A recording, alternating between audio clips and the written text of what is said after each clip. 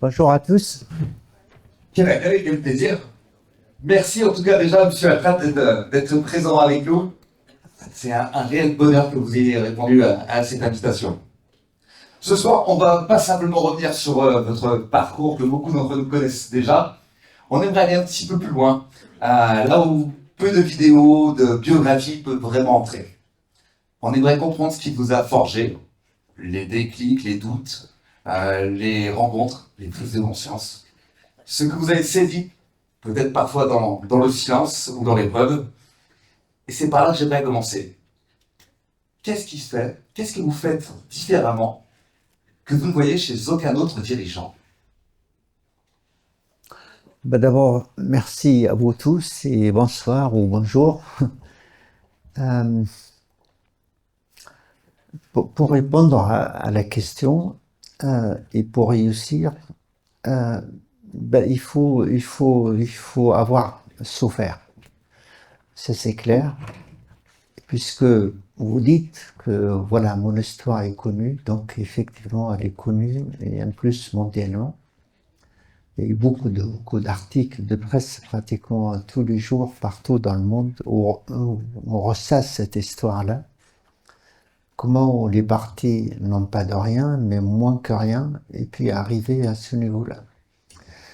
Alors, dans l'entrepreneuriat, mais il n'y a pas que l'entrepreneuriat, il y a le sport.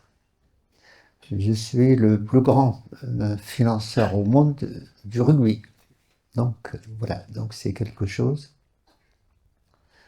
Je suis écrivain, romancier, mais aussi écrivain dans l'économie, mais c'est un certain type d'économie. Je ne parle pas de la comptabilité, de marketing, parce que je pars du principe que les salariés savent ça. On est 70 000 dans le monde, dans 100 pays, 100 cultures, et voilà. Donc, une fois que tu es là, tu dois réfléchir de façon universelle. Universelle signifie tout ce que vous dites, tout le monde le comprend, quelle que soit la nature, quelle que soit. Mais il vous faut un dictionnaire propre à vous où tout mot que vous prononcez doit faire un écho dans n'importe quelle culture. Parce qu'il y a des variations dans les cultures. Le français n'est pas allemand, il n'est pas belge, il n'est pas américain, etc., etc. Donc c'est ça. Pour continuer à la question, il faut que ce soit l'économie ou n'importe quelle discipline. Il faut te situer, en tout cas te hisser à ce niveau-là. Mais comment te hisser à ce niveau-là? Et la réponse à ça, c'est que il faut lire. Il faut lire beaucoup. Et surtout, pas forcément de la littérature récente ou du siècle dernier. Par le passé, on trouvait, notamment au XVIIIe, XVIIe siècle, quelqu'un qui est romancier, qui est poète, qui, est, qui a des opinions politiques, fait de la politique, et en même temps il est médecin. Donc ça existe, ça existe. Aujourd'hui, on est dans une société où on a des disciplines. Même dans la médecine, il y a différents types de disciplines, neurologue, psychologue, ou psychiatre plutôt, et ainsi de suite. Donc, il faut du travail sur soi-même. Et moi, je commençais par le début. Les gens qui m'ont impressionné, c'est les Romains et les Grecs. Ils ont tout dit, mais vraiment tout dit. Et ils ont défini des mots, mais parfois mal, par rapport à ce qu'on a appris à travers les milliers de siècles, où certaines définitions, c'est pas faux, mais il faut les compléter. Je prends un exemple, le mot éternité. Mais c'est quoi l'éternité? si je vous pose la question, je ne sais pas quelle définition vous allez donner. Alors, j'ai choisi ce mot-là parce qu'en fait, ce qu'ils ont défini à l'époque n'est pas valable. L'éternité, ils disent, c'est quelque chose qui n'a pas de début, qui n'a pas de fin. Et on ne sait pas ce que c'est. Donc, une fois qu'on a dit ça, mais on n'a pas beaucoup avancé, on est d'accord. Or, aujourd'hui, le mot éternité, c'est te créer une œuvre, quelque nature que ce soit. Tu peux être grand peintre, grand sportif, mais il faudra faire vivre ça. Mais la création d'une œuvre, on parle d'une œuvre, l'entreprise c'est une œuvre, il faut qu'elle dure dans le temps. Mais pour que ça dure dans le temps, il y a des, comme on dit, des drivers, des relais qu'il faut créer, mais ces relais-là, ils se régénèrent d'elles-mêmes. Et c'est comme ça que ça va durer. Et c'est le challenge que je me suis donné pour faire ça. Donc, aujourd'hui, je sais que tous, on a une vie limitée et tous, on va mourir. C'est une certitude. Donc, comment l'entreprise que tu as créée, l'œuvre que tu as créée, puisse se transmettre finalement. Très souvent, la transmission est donnée aux enfants. Très souvent, c'est une catastrophe. C'est vraiment une catastrophe. Et c'est un cadeau empoisonné. Mais pourquoi faire ça? Il n'y a aucune logique à ça. On transmet un bien, une entreprise c'est un bien, c'est un actif. On le transmet pour ses enfants parce que c'est de l'argent, si on parle de l'entreprise. Mais est-ce que vraiment c'est un cadeau que vous faites à vos enfants? Je ne le crois pas. Je le crois. Ça se vérifie une fois sur 10. Le reste, qu'est-ce qui se passe? On prend les grandes fortunes qui ne sont plus aux commandes. L'entreprise est au top parce que c'est une œuvre. Une œuvre, c'est forcément une réussite. Petit à petit, ça décline et ça finit par disparaître. L'exemple récent, des 50 dernières années, c'est le groupe Lagardère. Je ne sais pas si vous vous rappelez de ce groupe. C'était dans l'aéronautique, c'était dans l'automobile, c'était dans l'industrie, et c'est une réussite. Le créateur, Jean-Luc Lagardère, est décédé subitement. Son fils a repris ça. Et petit à petit, il est sorti de l'industrie. Parce que l'industrie, il faut tous les jours innover. C'est pas parce qu'on a créé, je sais pas, je dis n'importe quoi, une roue ou des pneus de voiture, que ça va durer toute la vie. Il faut innover. Il faut fabriquer des pneus qui résistent à la neige, qui résistent, je sais pas, un tas de choses. Et c'est comme ça. Et c'est ça qui... Mais pour faire ça, qui fait les produits? Ce sont les hommes, c'est-à-dire vous. Je dis hommes, pardon, avec H, un grand H, c'est-à-dire les femmes. Et je n'oublie surtout pas. Ben, c'était absent. Et donc l'entreprise. Donc il a le fils, Arnaud Lagardère, que j'aime bien, que je connais, mais c'est un gentil garçon. Je ne dis pas que les créateurs ils doivent être mauvais ou pas sympas, c'est pas du tout ça.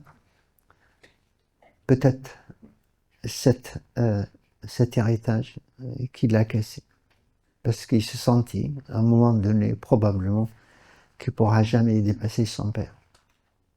Et c'est le cas de beaucoup de monde. Et c'est comme ça les entreprises périclitent. Je reviens à ta question, c'était toi, avec tout le monde, si vous le voulez bien. Et ben, il faut avoir beaucoup de recul, s'inspirer, encore une fois, de ce qui a été fait par le passé. Mais l'homme a toujours trouvé des solutions aux problèmes. Toujours. Toujours. Sauf un cas.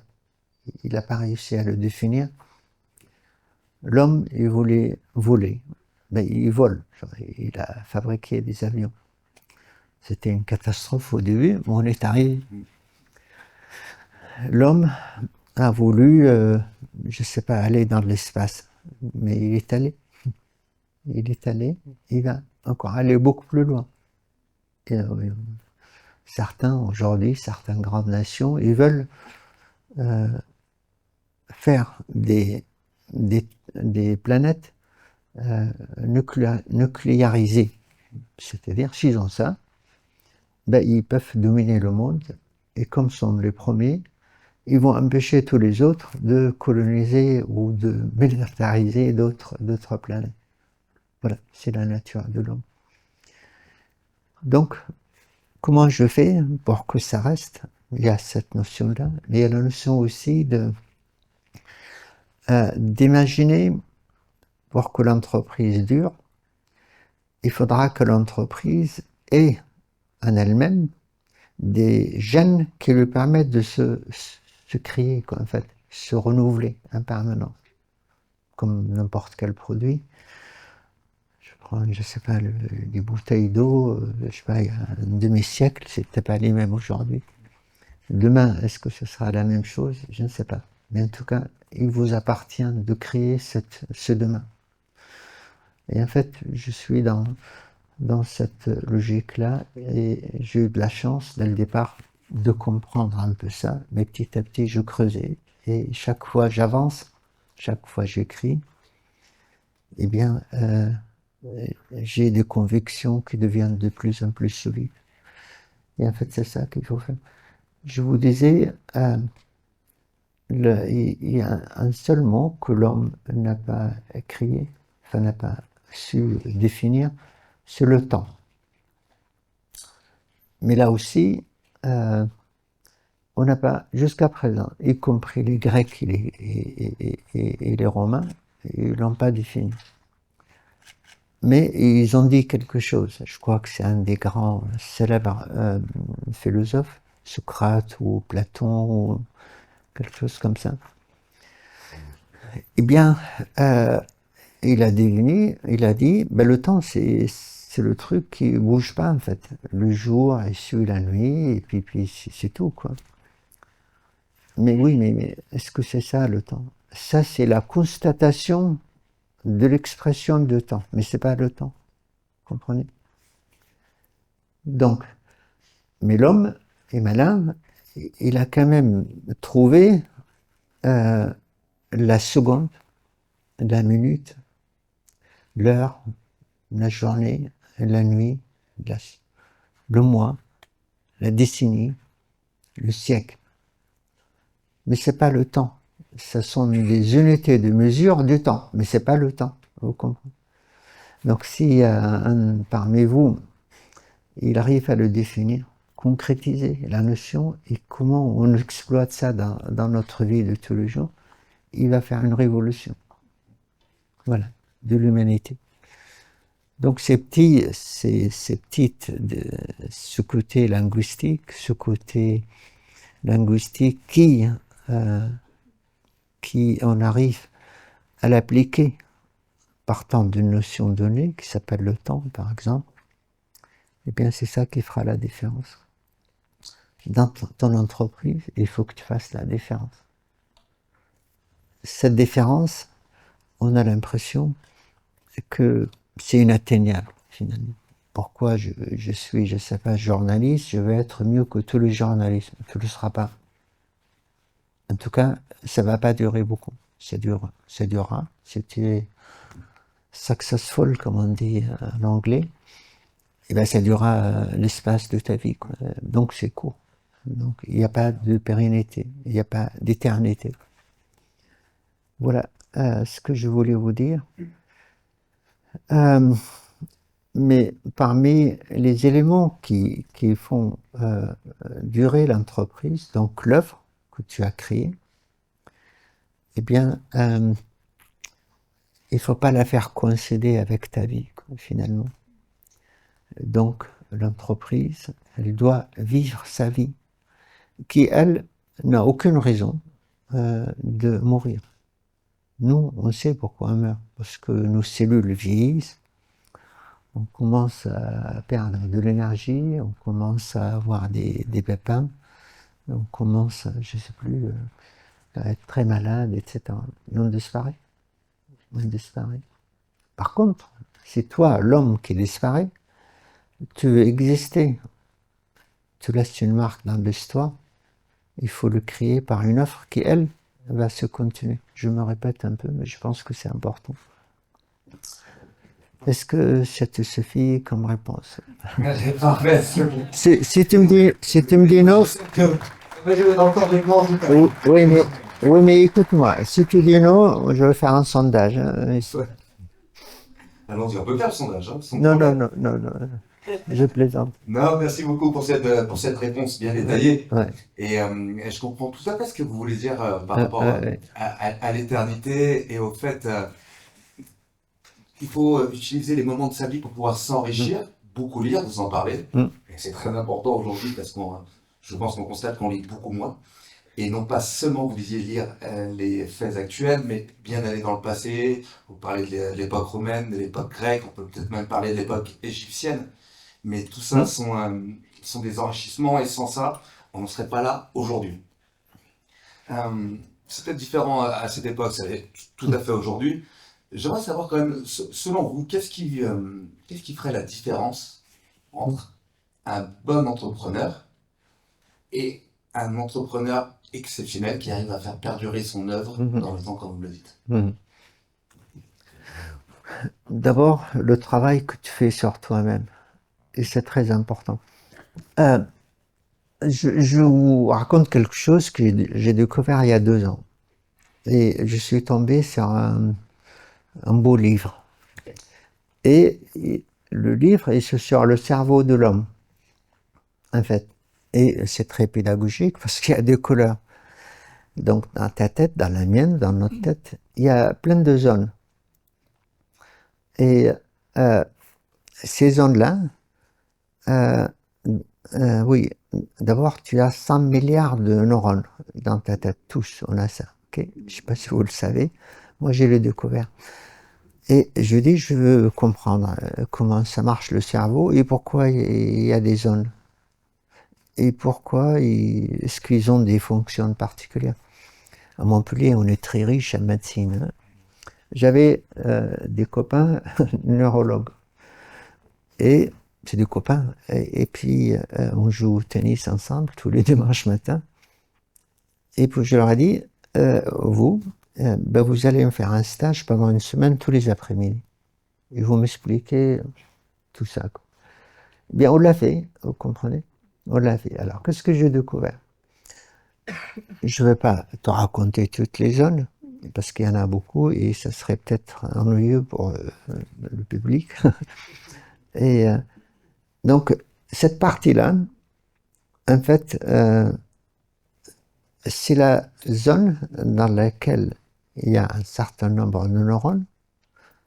Les zones n'ont pas tout à fait le même nombre de neurones. Et elle a pour fonction de t'aider à avancer, à te projeter. Par exemple, le matin, tu te lèves, tu as envie de prendre un petit déj, tu te mets debout et tu marches. Donc, ça t'aide à marcher. Et puis, elle a d'autres fonctions.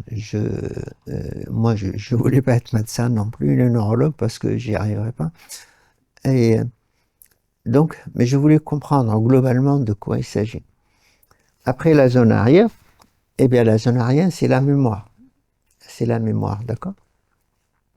La mémoire, c'est-à-dire tout ce que tu as su est stocké. Donc, si on fait la comparaison avec un ordinateur, ben c'est le disque dur. Un disque dur qui est plein de fichiers. Donc, très bien. J'ai découvert que la mémoire, pourquoi on oublie certains.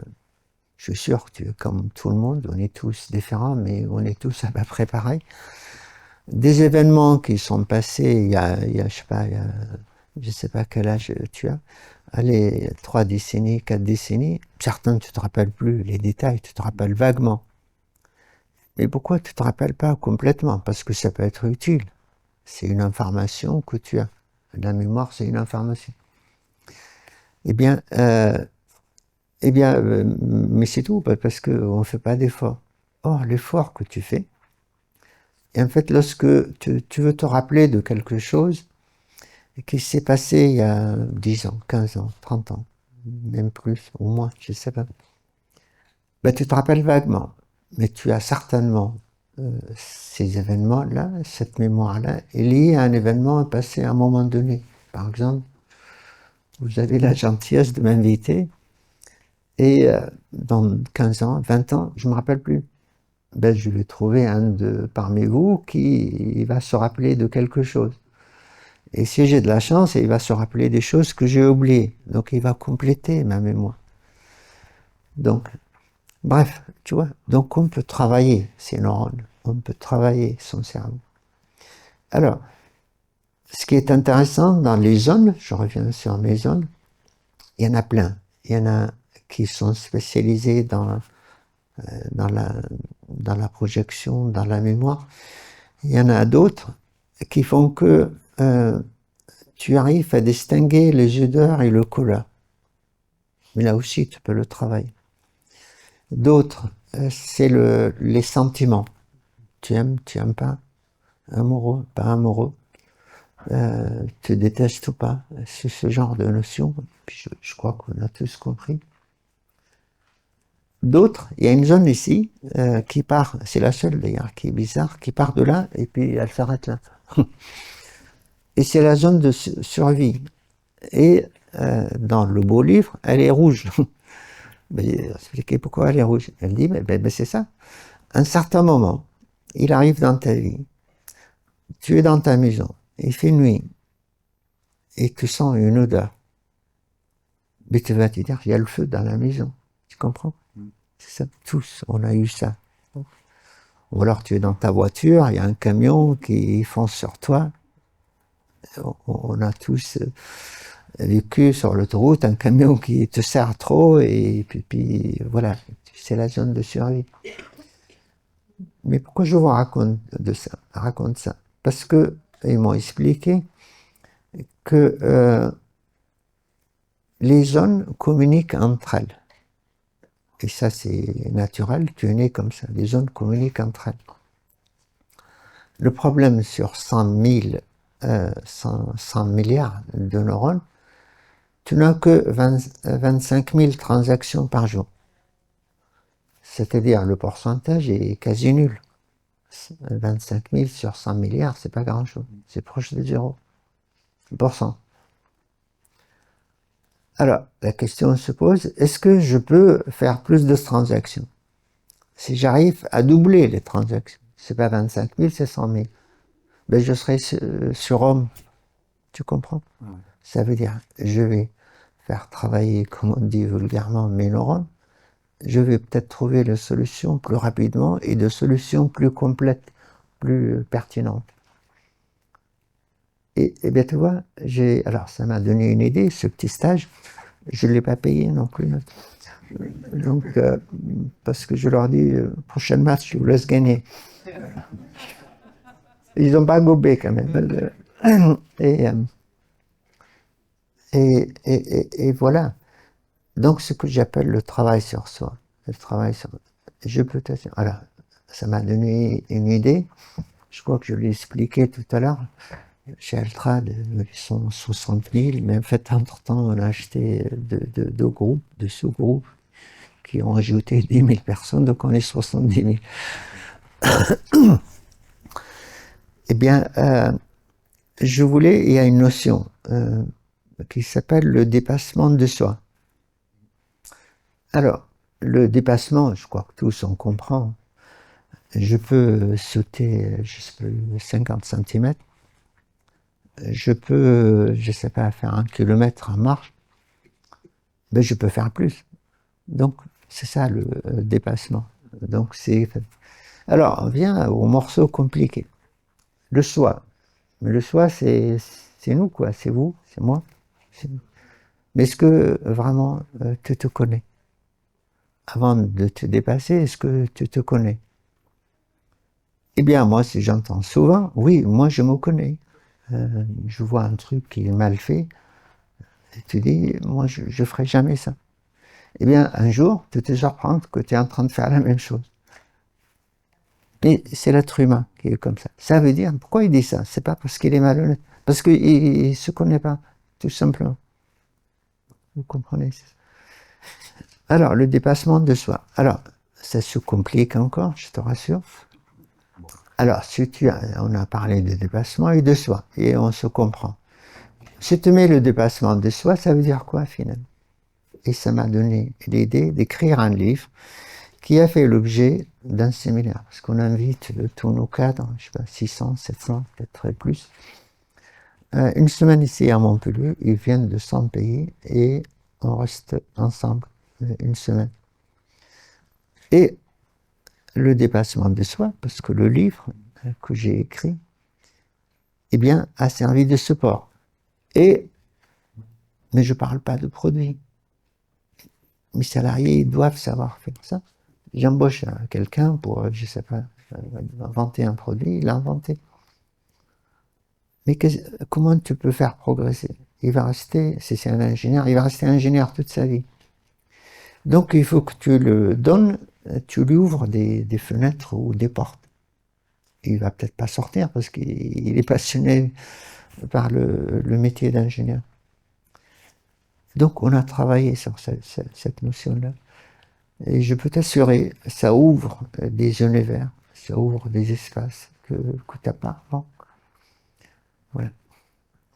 C'est très bien, merci pour cette réponse. Effectivement, les pouvoirs du cerveau sont encore Inexploité. beaucoup de choses à apprendre. Ouais. Et pour votre info, ou ton info, vu que je suis pour ce tutoie, Pas de on problème. va devenir intime bientôt. J'ai 40 ans.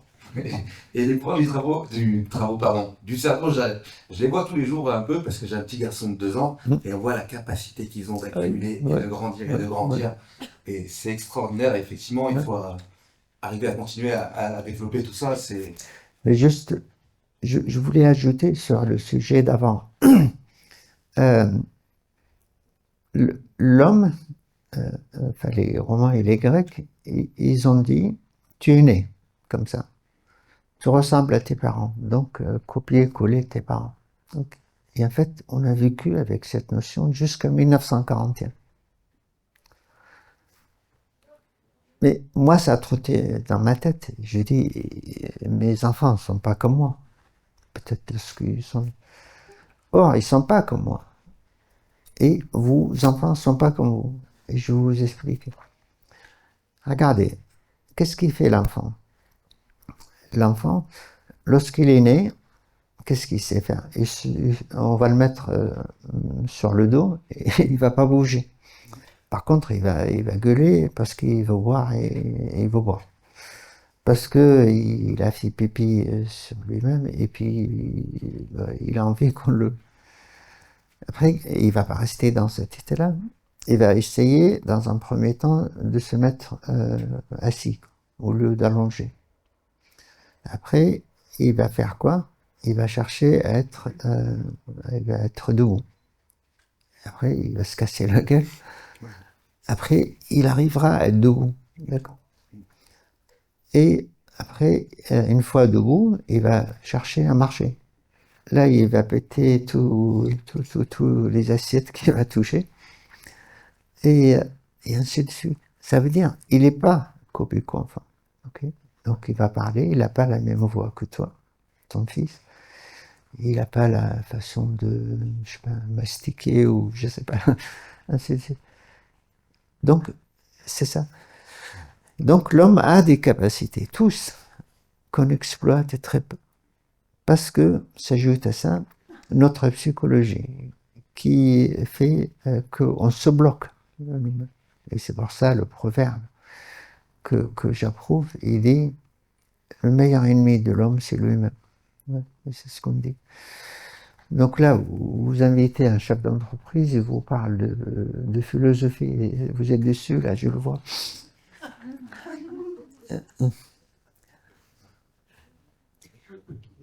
On va rester sur les enfants. Tout à l'heure, tu nous parlais justement qu'il y a quelque chose qui se fait très souvent dans les entreprises françaises, les entreprises familiales. On lègue son entreprise à son enfance et tu nous donnais ton avis par rapport au fait que c'était pas forcément positif. On vient de parler également que les enfants ne sont pas forcément notre miroir, tout simplement.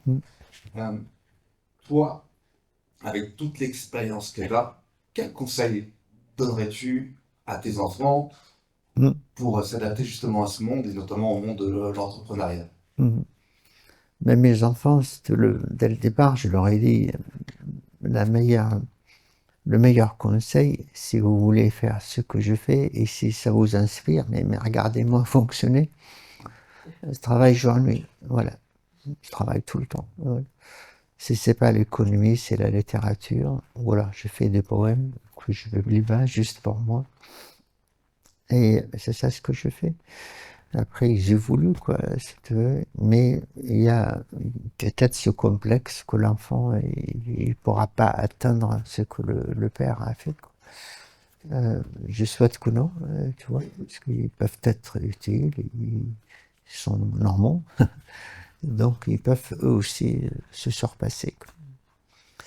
Oui, je te disais tout à l'heure sur le dépassement de soi, en 1941, on a vécu avec cette notion que ton enfant, c'est une copie conforme. En 1941, il y a un type qui a, je crois que deux Américains, qui ont inventé l'ADN. Et ça a été une révolution qui a prouvé que ton enfant n'est pas une photocopie de toi, quoi. Et là, ça a donné un boost considérable, notamment dans la médecine. La médecine, parce qu'on a, avant, on donnait des médicaments qui guérissaient tes parents. Mais comme t'es pas comme tes parents, ben, il faut adapter les médicaments. Et par le passé, ben, c'est ça ce qui s'est passé, quoi. Après, ça a évolué. L'humanité jusqu'à 1941, ça a évolué, mais pas assez. Mais là, ça a été une révolution. Tu as une matrice qui est ton ADN, qui ressemble à aucun autre. Pardon, je te laisse Non, continuer. non, aucun problème, et tu as tout à fait raison. On est tous différents, et tant mieux. Le monde est moins monotone, on développe tous sa propre personnalité, Hmm. et on constate notamment par rapport à notre parcours, à nos expériences de vie, c'est ça qui fait qui on est aujourd'hui, c'est ça Hmm. qui fait ce qu'on a créé. Toi, par rapport à ça, quel a été ce déclic qui a radicalement changé ta façon de diriger? Moi, je pense que tout mon histoire d'entrepreneur, c'est un blocage que j'ai. Je viens de Syrie, je suis syrien, mais bédouin. Et le bédouin en Syrie, c'était l'arabe de l'arabe, si vous voulez. Excusez-moi le terme, hein, l'arabe de l'arabe, c'était moi. Je l'ai toujours. Probablement, je le suis toujours. J'arrive ici et avec pas un mot de français. Pourquoi? Parce que la Syrie a été toujours maquée avec l'Union soviétique et avec la Russie aujourd'hui. Ah oui. Donc on parle un peu russe, on achète russe, on copie les Russes, etc., etc. J'arrive ici, j'atterris à Montpellier. Ouais, j'ai oublié de vous dire pourquoi je suis arrivé en Syrie. Par contre, c'est pas tout à fait exact la relation Syrie et France. Après la Seconde Guerre mondiale, les Anglais et les Français, ils ont partagé le Moyen-Orient. Donc la Syrie, c'était un protectorat français, le Liban aussi, mais tout le reste, c'est anglais. Et qu'est-ce qu'a fait? C'était le général de Gaulle. Il a fait deux choses. La première chose, il a envoyé 1000 gendarmes en disant, mettez en place quelque chose qui vous permet de gouverner le pays. Cette période-là, les Anglais, les Français et beaucoup d'autres pays coloniaux, eh bien, ils sont arrivés aux limites de la notion qu'un pays colonise un autre pays. Parce que ça ne marche pas. On a mis des siècles pour comprendre. Et le meilleur exemple, c'est les Anglais, ils voulaient coloniser l'Inde. Ils l'ont fait. Mais ils ont vu qu'ils vont nulle part, quoi. Donc, ils ont donné l'indépendance. Et donc, j'arrive ici, et la France a fait ça. La seconde chose, le général de Gaulle a fait, il y a une ville qui s'appelle Deir ez-Zor. Deir ez-Zor, c'est une ville en plein désert. Il y a deux rivières qui traversent la Syrie, l'Euphrate et le Tigre. Et l'Euphrate, c'est le plus long. Okay. Et l'Euphrate, il coupe la ville Deir ez-Zor en deux parties. Le général de Gaulle a fait bâtir un pont. Il est venu personnellement l'inaugurer.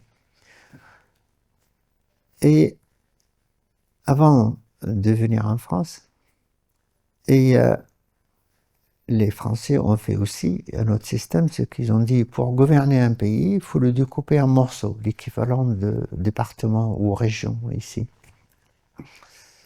Mais le pays est petit en superficie, donc il n'y a pas place pour faire des régions qui englobent des départements. Donc il a dit c'est des départements. Donc c'est resté des départements. Le système a été toujours une dictature. Moi j'ai toujours connu le père Assad et le fils qui a fini par fuir le pays parce que c'est une réelle dictature. Mais pour gouverner un pays de façon dictatoriale, eh bien, c'est la force, quoi. Hein.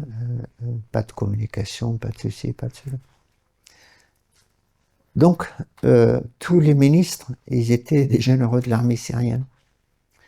Et le ministre de l'Éducation nationale, cette année où j'ai passé mon bac, était un général. Il a dit que le premier dans chaque département lui donne une bourse pour étudier à l'étranger. Ce sera la fierté de la nation, je t'envoie à tel pays, etc. Et le discours politique, qui n'a pas changé d'ailleurs. En France, on parle comme ça, des politiques aussi, toujours. Donc on fait marmotter des choses. Eh bien, il organise une réception, je vais. Mais j'avais pas de chaussures et j'avais un djellaba complètement voilà, martelé, déchiré, etc. Mais avant ça, j'étais dans ce département désertique où il n'y a que des bédouins, donc ils ne vont pas à l'école. Mais par des circonstances qui seraient longues à vous expliquer, au baccalauréat, parce qu'il s'agit d'être premier de chaque baccalauréat. Mais j'étais seul dans le département désertique, donc je ne pouvais être que premier, naturellement. C'est plutôt pratique. Voilà. Et c'est comme ça que je suis en France. Et je reviens à mon récit. Donc j'ai lu, avant d'arriver, un portrait, entre autres, un portrait traduit en arabe du général de Gaulle. Et cet homme-là m'a fasciné, il me fascine toujours, même mort, grand, volumineux. Et il a décidé un jour que tout seul, il va vaincre les Allemands. Mais il l'a fait. Tu vois, ça. Je dis, moi j'étais dans la panade complet. Tu manges ce que tu peux trouver. Tous les jours, tu te réveilles, tu ne sais pas ce qu'il y a à manger. Parce que tu ne sais pas ce qu'il y a à manger, parce qu'il n'y a rien à manger. Par miracle, tu trouves toujours quelqu'un qui va tuer un mouton et qui va le partager avec la tribu, quoi. Et ainsi de suite. J'arrive en France et évidemment j'avais tout pour être stigmatisé. C'est la première fois que je prenais un avion. C'est la première fois que je quitte le pays. Tu parles pas français, etc., etc. Et tu arrives, tu débarques à Montpellier. Là, c'était la période dans les années, les années 70. Ici, dans le sud de la France, l'Algérie venait d'avoir son indépendance. Et tu avais des millions de pieds noirs ici, dans le sud de la France, et l'arabe n'était pas vraiment le bienvenu, quoi. Donc, forme de racisme, de xénophobie, de rejet, voilà, ce genre de sentiments négatifs. Et j'étais à la fac, je redouble la première année, et par chance, et il y avait ils m'ont permis, enfin autorisé de repasser au mois de à la rentrée, passer, mais avec des notes médiocres. Et mais j'ai mal vécu cette période. Je voulais rentrer, je voulais rentrer. C'est pas le bienvenu, on te le dit, on te le dit. Et on te dit aussi que tu es algérien. Mais j'ai dit, si vous voulez, je suis arabe, mais je ne suis pas algérien. Laissez-moi garder un peu de mon ADN. Eh bien, ben c'est ça ce qui s'est passé. Ça veut dire que tu n'es pas souhaité, tu n'es pas désirable, tu es même prié de partir. Je voulais garder, je voulais me créer une place dans ce pays. Et je pense que ça, c'était un des plus gros moteurs qui est le mien, de dire, c'est un pays qui m'a permis de faire des choses que je ne peux pas faire dans mon vie. Donc je veux lui rendre quelque chose. Alors, je lui ai rendu quoi? Je lui ai rendu un grand groupe. C'est le plus beau groupe au monde dans son métier. Pour les personnes à qui je n'ai pas parlé tout à l'heure, on dit Altrad, c'est l'échafaudage. L'échafaudage, c'est même pas 5% de chiffre d'affaires qui est de 6 milliards d'euros de chiffre d'affaires. Donc aujourd'hui, si c'est que 5%, c'est quoi le reste? Ben, on est le premier intervenant dans la fabrication de centrales nucléaires. On est le premier intervenant dans le pétrole et le gaz. On fait des plateformes de gaz et de pétrole. Et d'ailleurs, les pipelines qui ont explosé entre la Russie et l'Allemagne, on était sur ces chantiers-là. Ouais. Et on fait ça partout sur Terre. On fait des sous-marins nucléaires. D'ailleurs, sur le film, pour ceux qui l'ont vu, le film Altran, il y a le Suffren. C'est le dernier sous-marin nucléaire français. C'est fabriqué par Altran. Mais on ne fabrique pas les missiles nous-mêmes, parce que je ne veux pas. Mais je sais à quoi ça sert, donc je veux. Voilà. Et donc, Altran est devenu un groupe stratégique pour la France. Il se considérait comme tel. Et la France a pris, entre 2011 et 2022, a pris une participation avec quelques banques à hauteur de 20% du capital. Mais il était prévu qu'ils sortent. Donc ils sont sortis, ils ont injecté 150 millions, ils sont sortis avec 650 millions. C'est la plus belle participation, toute proportion gardée, que l'État français a jamais fait. J'ai amené un titre de meilleur entrepreneur au monde à ce pays. Je suis devenu écrivain, romancier entre autres. J'ai écrit 4 romans, et je vous le dis, c'est pas pour me vanter. Le dernier roman, que certains ont, il a été sélectionné pour le prix Renaudot, qui sera décerné au mois de novembre. En France, on publie quelque chose comme 55 000 romans par an. Donc, je suis classé dans le, comme on dit, dans le top 10 des romanciers français. Pour ce livre-là. Ça veut dire pour l'histoire. Donc, mais pour que c'est pas pour t'épater ou épater nos amis ici, je dis ça. Je dis, c'est la recherche de ma place. Est-ce qu'aujourd'hui j'ai trouvé ma place? Je dis oui, mais je jeterai un petit point d'interrogation. Il dit, il est syrien, il est français, mais d'origine syrienne. J'ai rien contre ça. Mais pourquoi on ajoute ça? Ouais. Si je m'appelle, je sais plus, Stéphane Altrad, peut-être, ça sera mieux.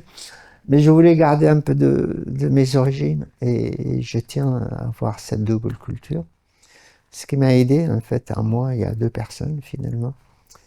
il y a l'oriental, j'écris de la poésie en arabe, etc. Et l'européen, le français, qui a maîtrisé cette langue, qui n'est pas facile à maîtriser. Et lorsque tu es lu, comme je l'ai dit pour le frère Renaudot, il faut vraiment qu'il y ait de la qualité. Ouais. Il y en a sans aucun doute, hein, sinon vous ne seriez pas, en tout cas, préposé à à recevoir ce prix au mois de novembre. Je reprends sur tout ce que vous avez dit parce que c'est très intéressant et très touchant. Votre parcours, il est juste incroyable et ça, énormément de respect pour vous, enfin pour toi, pardon. Par rapport à tout ça, on n'a même pas les mots parce que sur la difficulté de ce qui s'est passé, que ce soit pendant votre enfance, on va en revenir dessus maintenant, mais également votre arrivée en France. C'est vrai que vous êtes arrivé à. Enfin, tu es arrivé, je ne vais pas y arriver, hein. Tu es arrivé à un moment où le racisme était. Il est toujours présent, mais à cette époque-là, c'était vraiment marqué. Ça n'a pas dû être facile sans parler un seul mot de français. Et juste après ça, tu crées un empire. Tout simplement, si je dis pas de bêtises, tu as l'un des trois parcours reconnus les plus incroyables au monde. Mm. Et moi, ce que j'aimerais savoir, et je pense que les entrepreneurs, chefs d'entreprise présents également ce soir, dans tous ces moments difficiles, on va parler au niveau professionnel, au niveau entrepreneuriat. Quel est le moment le plus difficile que tu as rencontré et comment tu es arrivé à le résoudre? Bah, tous les jours, c'est vraiment difficile. Tu exprimes bien, tu définis bien le groupe, il sort de l'ordinaire. D'ailleurs, la manière dont c'est géré, elle correspond à aucune discipline académique, hein. Tu regardes les livres dans les écoles, économie, ben, c'est la structure hiérarchisée. Mais j'ai horreur de ça. J'ai horreur de ça, ça veut dire d'entrée, tu as un organigramme, et te place un chef, un sous-chef, et puis tu peux avoir une dizaine de couches comme ça, notamment dans les banques. C'est les salaires les plus élevés, et par contre, ils bossent pas, et je peux vous le dire, ils bossent pas, et en plus, ils ralentissent. Donc, toutes les décisions prises au sommet de la pyramide, donc ils ralentissent. Mais justement, la notion de temps, on a parlé. Le temps, comme on dit, c'est l'argent. Et au lieu de rester planté parce que tu attends une décision pour aller plus loin, sinon tu ne peux pas bouger, moi j'ai dit non, cette autorité suprême, elle n'est pas plus intelligente dans l'absolu que toi et moi qui se trouvent, je sais pas où, à la 10e ou 100e rang. C'est pour ça que j'ai inventé une notion. Le chef, c'est pas celui qui est là-bas. Je parle de moi et je parle de la missionnaire.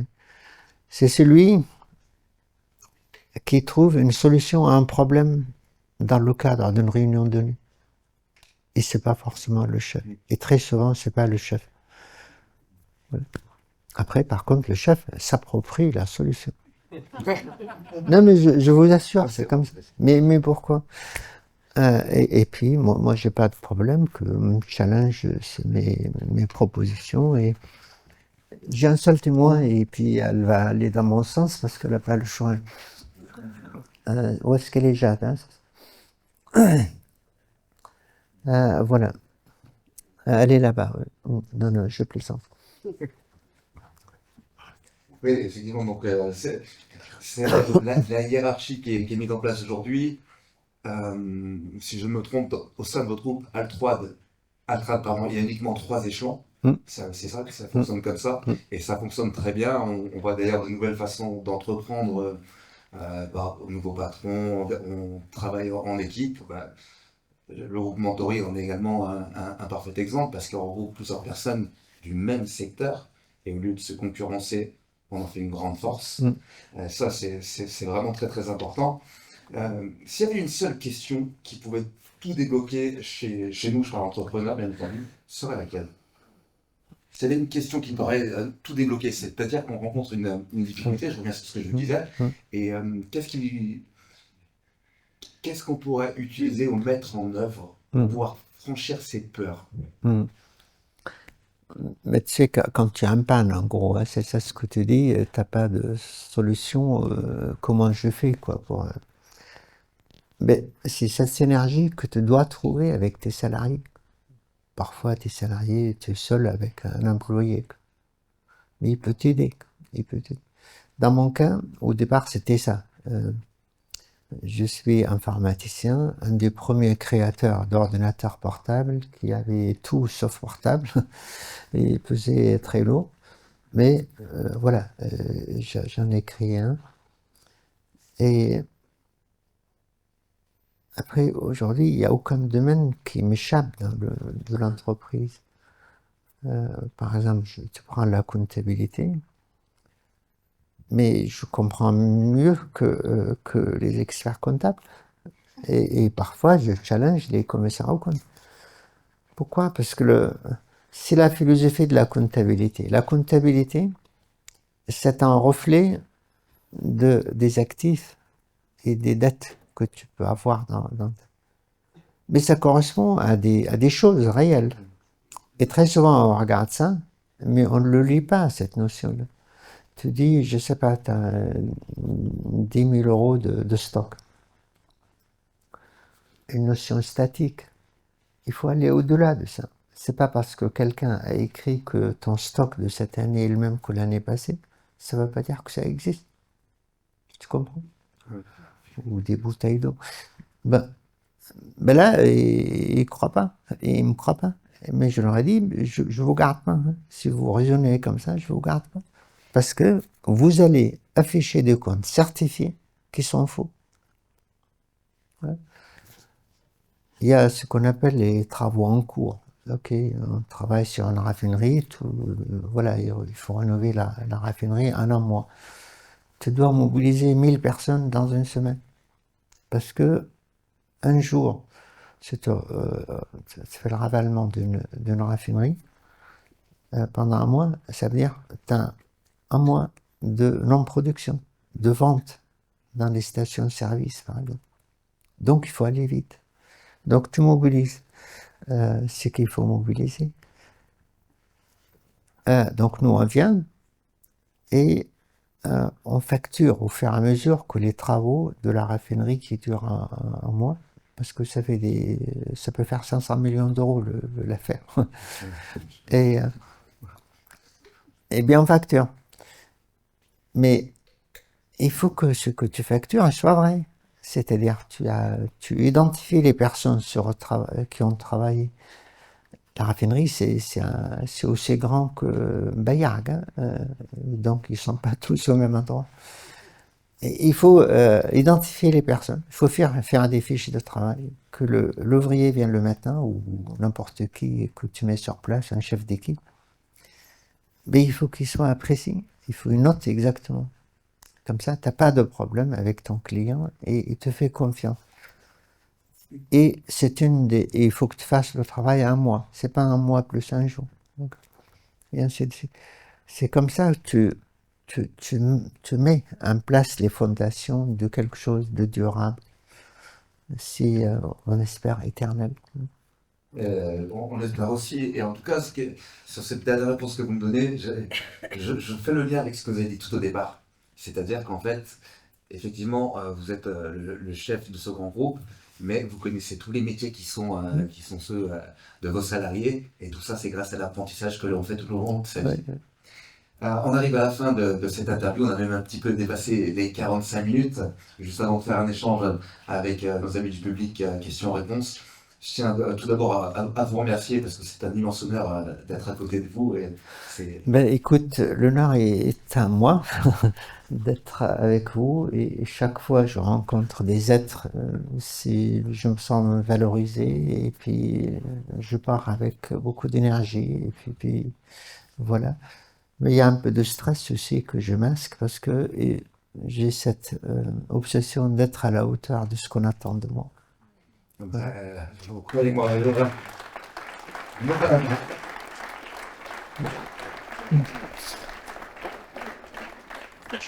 je peux vous assurer que vous méritez énormément ces applaudissements et notre respect.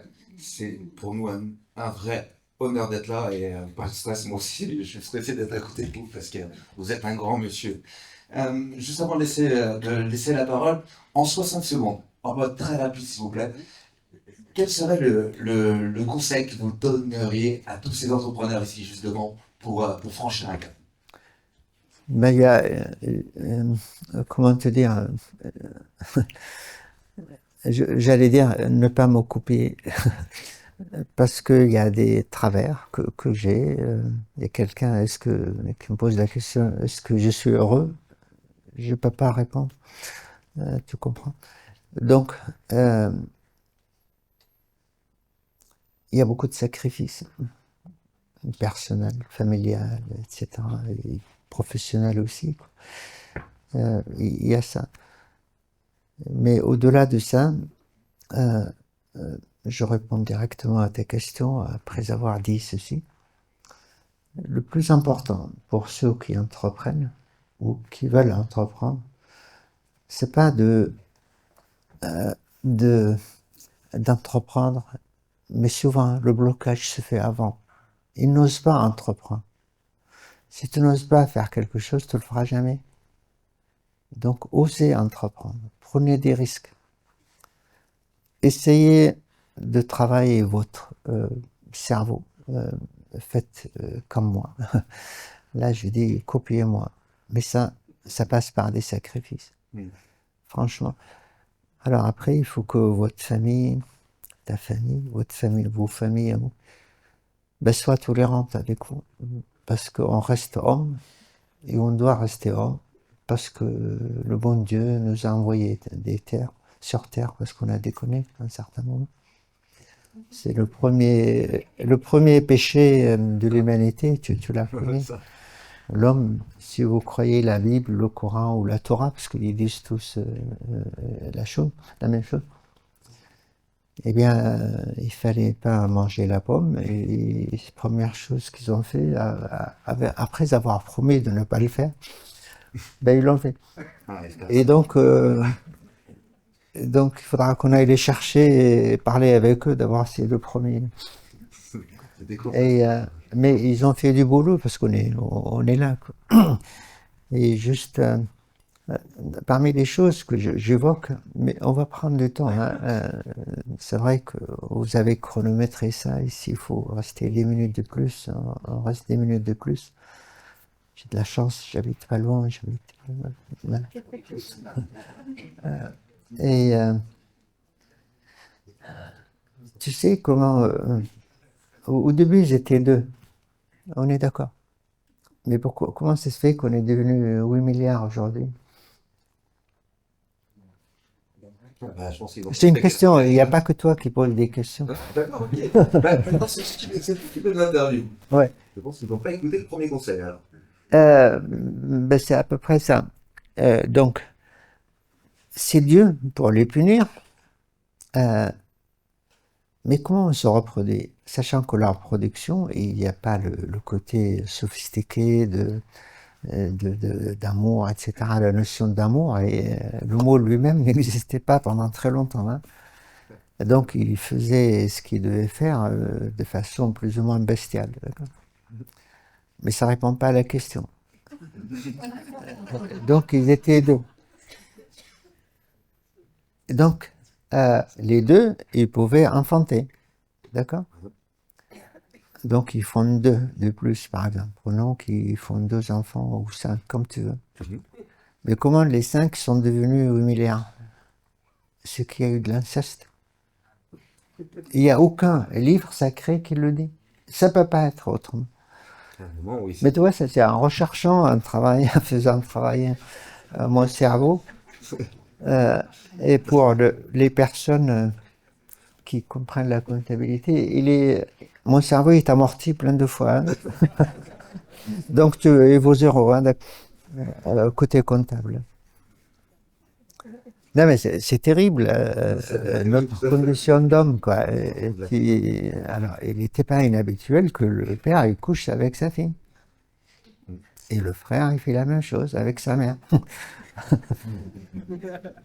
Donc, voilà voilà d'où on vient. Hein. Donc, rappelons d'où nous sommes. Voilà. Non, merci en tout cas. On peut l'appeler très fort, s'il vous plaît, mesdames et messieurs. Monsieur Noël. Ne bougez pas, ne bougez pas. Ah, Je vais me permettre. je vais bouger parce que... Ah, si vous voulez bouger, détendez-vous, sans problème. Ouais. Ce que je vous disais, on va faire un petit échange d'environ 15 minutes, questions-réponses. Si certains d'entre vous ont une question à poser à Monsieur Altrad, si vous pouvez lever la main, je viendrai vers vous pour voir. Ah, c'est là. J'allais dire honneur aux dames, mais c'est des dames. C'était vous. Bonsoir, merci pour cette première partie très intéressante. Vous avez évoqué tout à l'heure les anciens, la culture, les Grecs, et vous avez aussi évoqué votre double appartenance syrienne, française. Comment est-ce que vous considérez qu'on puisse faire le lien justement entre le passé et notre monde contemporain, entre les valeurs traditionnelles et l'entreprise moderne que vous avez créée, avec des valeurs que vous mettez en avant, notamment dans la présentation d'entreprise, comme la solidarité, le courage, la culture d'entreprise. Donc je sens cette dualité en vous et comment justement arriver à faire cet équilibre. Merci pour la question. La dualité existera toujours, elle a toujours existé depuis que j'ai mis le pied à Montpellier. D'ailleurs, j'ai pas quitté Montpellier, j'ai fait des incursions à Paris pour terminer mes études et après je suis revenu. Elle existe, si vous voulez, celle-là. Comme je le dis, je suis deux. Je suis deux, et c'est bizarre, probablement vous entendez ça pour la première fois. Pourquoi deux? Parce qu'il y a cette réflexion orientale, et je tiens à la garder, si vous voulez, parce que c'est une richesse. Okay. Mais c'est aussi, elle vient en dualité avec la France. L'histoire de France, je la connais. Les grands hommes de ce pays, je les connais. On en a de moins en moins, des vrais grands. Et je connais. Mais le problème que j'ai, comment vivre dans la même personne en étant deux? Et c'est ça la difficulté. Donc je dis, si vous voulez, pour ça, appliquer à l'entreprise, il faut que vous ayez des valeurs. Le courage, il faudra vraiment, je peux vous envoyer un livre que j'ai écrit qui parle de ça. Et je vous l'offre également si vous le souhaitez. Il n'est pas très grand. Mais ça vous rappelle, si vous voulez. Et je peux vous assurer, ça va vous impacter très, très fortement si vous voulez progresser. Donc, les valeurs, c'est important, que ce soit dans la vie ou dans l'entreprise. Parmi les valeurs, c'est, par exemple, le courage. Autrefois, c'est un mot qui signifie le contraire de ce qu'il signifie aujourd'hui. Le courage, c'est aller tuer l'adversaire. On fait des digues, et on s'équipe et on tire. Et on invente la poudre avant. Donc c'est ça. Mais aujourd'hui, il faut que ça soit le contraire. Le contraire. Pourquoi les Arabes, ils se battent, enfin les Palestiniens, arabes, qui se battent avec les Israéliens? Mais parce que le soldat israélien, il parle pas avec le soldat palestinien. Vous voyez? Mais pourquoi? Pour parler avec l'autre, avoir une vraie communication, il faut que vous mettiez vos pieds dans les chaussures de l'autre et inversement. Et là, on arrive à communiquer. C'est-à-dire le comprendre. Qu'est-ce qui l'anime, le Palestinien ou l'Israélien, aller tuer quelqu'un? Mais parce qu'il ne communique pas. Si on ne communique pas, on a des idées reçues, parfois qui ne sont pas réelles, et puis naturellement on ne communique pas donc correctement, donc on ne s'entendra jamais. Voilà. Donc travaillez sur vous-même si vous voulez. Lisez la culture. Voilà. Je vois beaucoup de chefs d'entreprise aussi, et là c'est un tort, et je me permets de le dire à tous. Un chef d'entreprise qui lit, il y en a.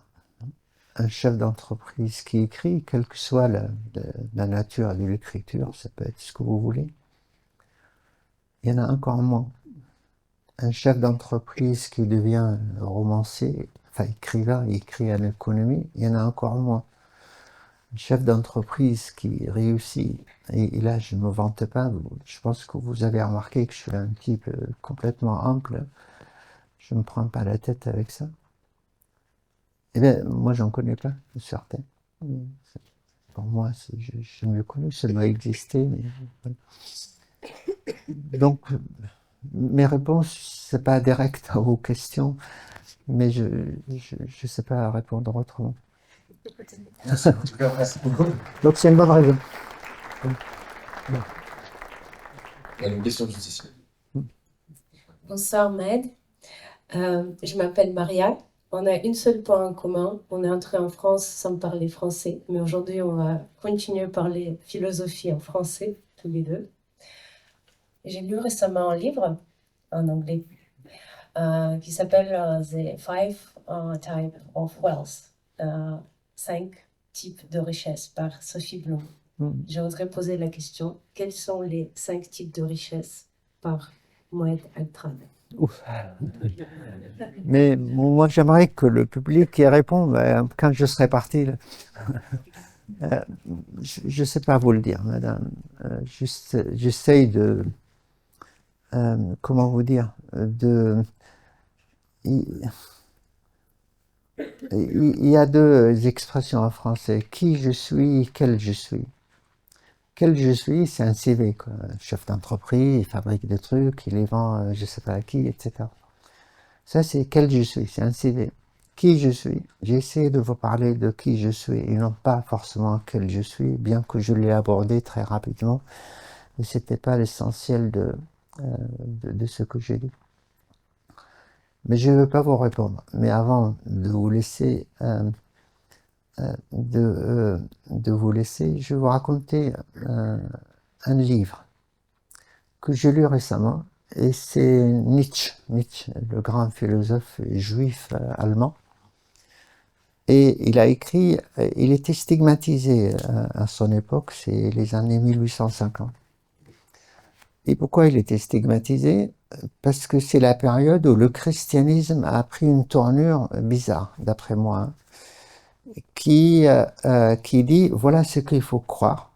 Et en gros, le sentiment général, il ne faut pas sortir de cette notion. Et lui, il a pris il disait le contraire de ça. Aujourd'hui, heureusement, on n'a pas suivi cette philosophie. Le christianisme, il est ce qu'il est. C'est quelque chose de tamponné, il ne bougera pas. Et ça bougeait, heureusement. Donc ce monsieur a écrit un livre que personne ne voulait publier. Alors, il compare, il dit, il y a 3 phases dans la vie d'un homme. Alors, la phase chameau, le vrai chameau, la phase lion, okay, et la phase enfant. Je commence par l'enfant. L'enfant, c'est on en a parlé un peu, c'est l'innovation, c'est la création. Comment, dès qu'il est né, quelques mois après, il se met debout. Donc il a inventé quelque chose, avec ses capacités, qui ne sont pas complètes, parce qu'il n'est pas complètement formé. Donc, on doit s'approprier cette notion-là et l'appliquer à nous-mêmes avec les moyens de bord, c'est-à-dire ce qu'on peut faire soi-même, mais quand même chercher à se dépasser, le dépassement de soi. Après, le lion, c'est l'énergie, c'est la force, c'est celui qui renverse la table, d'accord? C'est ça. Donc, à un certain moment, il faut que tu te révoltes contre toi. Et c'est comme ça que tu arrives. Alors, il ne faut pas taper ta femme, surtout pas. Mais je pense qu'on a tous compris. Et le chameau, c'est le plus intéressant. Et vous allez dire, une fois que je vous ai raconté ce que c'est le chameau, vous allez dire, c'est moi. Pourquoi? Le chameau, il n'y a pas plus résilient qu'un chameau. Okay. Tu le mets des poids sur le dos, son premier réflexe, il a compris qu'il faut qu'il les transporte moi j'ai vécu avec les chameaux les 10 premières années de ma vie parce qu'on bougeait avec les chameaux pour passer d'un morceau de désert à un autre. Après, il a ce côté discipline qui est très... Il se plaint jamais. Okay, il se plaint jamais parce qu'il connaît son sort. Et donc, il accepte son sort. Ouais. Après, il est capable de ne pas boire pendant un mois, mais il traverse le désert quand même, parce que à une de ces étapes où il s'est arrêté, ils ont eu la chance de trouver des puits. Donc, il s'est rempli à bloc d'eau et ça lui suffit, et il consomme de façon mécanique programmée par sa nature pour vivre jusqu'au prochain point d'eau. Et c'est rare dans le désert que tu trouves des chameaux qui sont morts de soif. C'est remarquable. Donc voilà les phases, les 3 phases que l'homme doit avoir. Chameau, c'est la résilience, c'est la discipline, c'est le travail. Et un état d'esprit, un mental très fort. Ouais. Ça répond pas, hein. Encore une fois, je tape à côté. Ça répond ou ça répond pas. Je pense que tout le monde, aujourd'hui, ce soir, a vu vos paroles qui sont extraordinaires. Est-ce qu'on a le temps pour une dernière petite question ou... Oui, mais j'ai pas fini le stade. Ah pardon, restez là. On n'a peut-être pas le temps pour la dernière question. C'est de la productivité, c'est pas terrible. Alors, j'ai lu ce livre qui a été publié et Nietzsche n'a jamais été reconnu en tant que grand philosophe que récemment. Et les Nations Unies l'ont reconnu. Ils ont fait un effort spécial pour reconnaître. Et quand j'ai lu ce livre, eh bien, j'ai dit, ça c'est moi. Donc, en fait, il parle de management, sans le savoir, parce qu'à l'époque, il n'y avait pas la discipline économique. Hein. Donc, c'est un bon exemple. Si vous avez le temps de le lire, lisez-le, et ça vous inspire. Ceci dit, j'ai plein de livres, je peux vous envoyer des livres, j'en ai écrit beaucoup. Voilà. Et ça, on revient à ce qu'on disait à la base. J'étais coupé. Non, il n'y a aucun problème, ne t'inquiète pas. Maintenant, comme on disait, maintenant, on est intime, donc il n'y a aucun souci. Non, mais c'est vrai qu'on revient à ce qu'on disait au départ, c'est l'enrichissement, l'apprentissage tout au long de notre vie qui nous permet de grandir, qui nous permet d'entreprendre et qui nous permet de devenir qui on a envie de devenir. Je pense, mesdames, mesdemoiselles, messieurs, qu'on va pouvoir laisser Monsieur Altrad finir tranquillement sa journée. Monsieur Altrad. En tout cas, mille merci. Sachez que j'existe et que, voilà, si je peux aider, je le ferai. Eh ben, si on avait tout, on l'a appuyé.